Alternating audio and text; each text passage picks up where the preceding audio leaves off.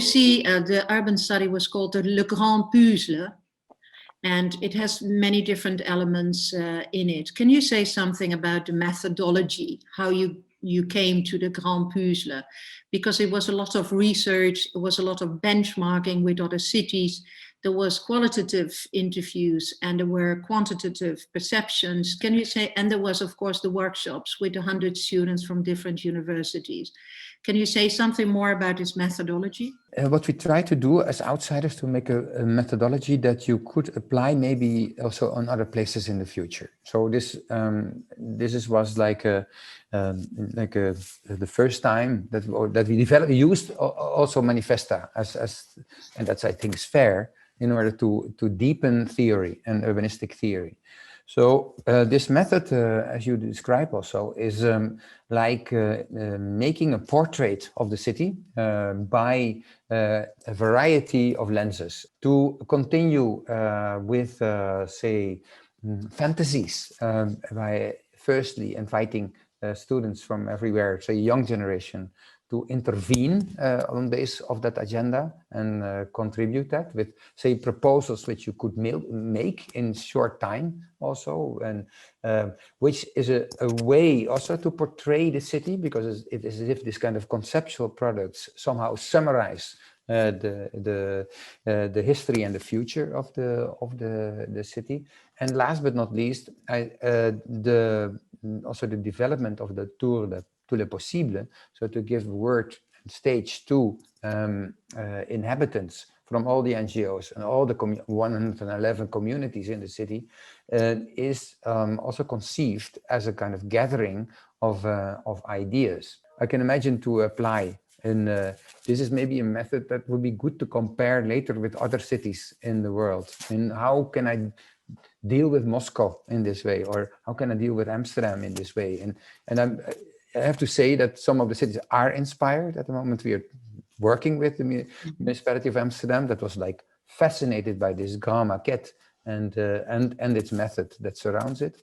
It is also I'm very touched by seeing many art historians that are looking for the role of art in relationship to urban planning. That this is like here they find a method to go beyond the museum and go beyond, say, the introversy, and to activate on the widest sense. What were your utopian views on how the city could be challenged, and maybe give a snapshot of more the dystopian part of the city of Marseille, which need reflection by the next government? In the book you see, for instance, that we start by seeing that Manifesta has the most amount of green, largest amount of green of any city in the world almost. So that's which you don't know when you go to that city. No.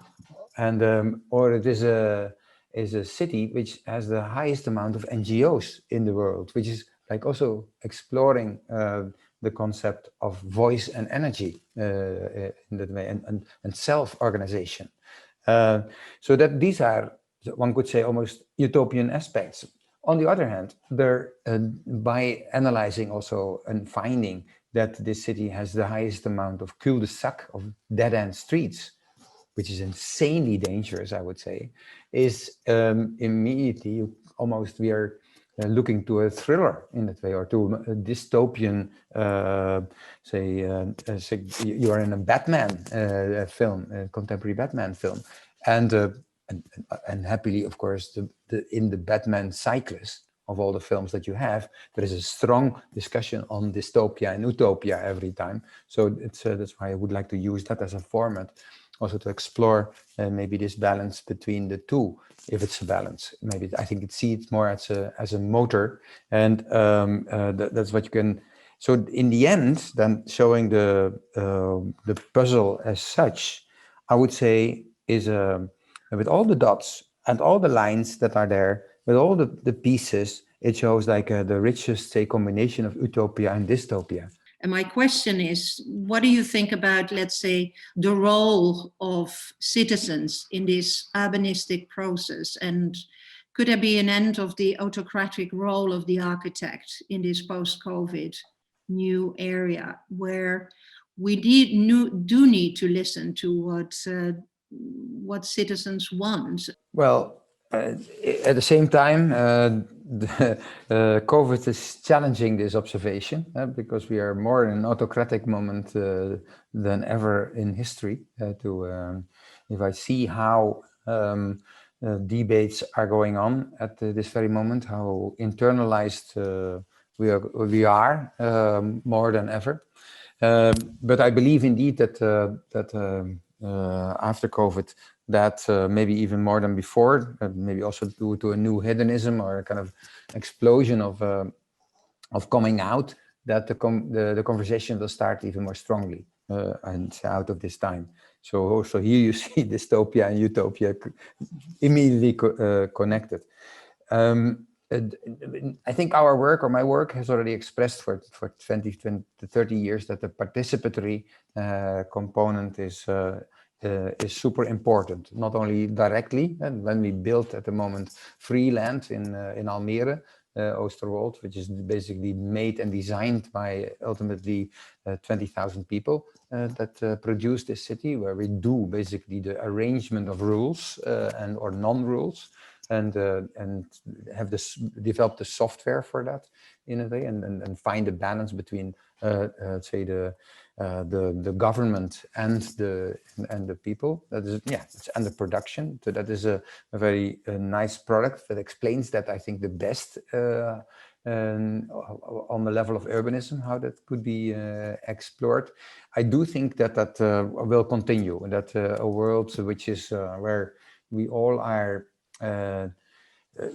we've trained ourselves better, but where we can communicate more, where we have learned more, also more middle class is there, and that will lead to a world where discussion is needed, and still a lot to do. I mean, I find it very hard in India to get that done. So to make an example, so it's a bit privileged to the Western world. And also there you see a lot of problems still with that, say, that process. So we also, while we are doing that, while we are stimulating that belief of beyond autocracy, is that you explore immediately also the boundaries. To give you some of them, in the Netherlands at the moment, because with a liberal government is there, that has, say, given more and more, it has decentralized enormous amount of urban planning, and even to a certain level that you find out that it has created also a lot of shit, a lot of, say, harm to elements that we should have been more careful to and more responsible to. An example, how the water systems sometimes don't interact enough because of the provinces that compete, how windmills are on the most beautiful spots in the Netherlands, and there was no clue how to organize that, how our distribution centers have become like a tool of planning, and are causing like anti-cities in the Netherlands, exactly because of this this non-choreography. So there is, and I would say, between liberty and responsibility, to make it short, there is still a zone to develop under your supervision. So that makes it also possible to experiment or to accelerate with that. And that would be my dream. If I would be her, then I would try to do that, and to create this combination of longer term thoughts with direct actions. And also next summer, after COVID, this is what the first element will be. And everybody will talk about it. I know Marseille, and that's exactly the point. I think that's a wonderful end to this conversation. Let's stick to this. Let's make it possible that we get together as soon as possible when the COVID is over, so that we can meet with Michel Riburola, Jean-Marc Coppola, Sébastien Barle, Tariq Ghezali, Joke Quintus, and all these people, and the wonderful team of MVRDV and the Y Factory. Thank you so much, and let's hope it becomes a reality. Thanks again. Till soon.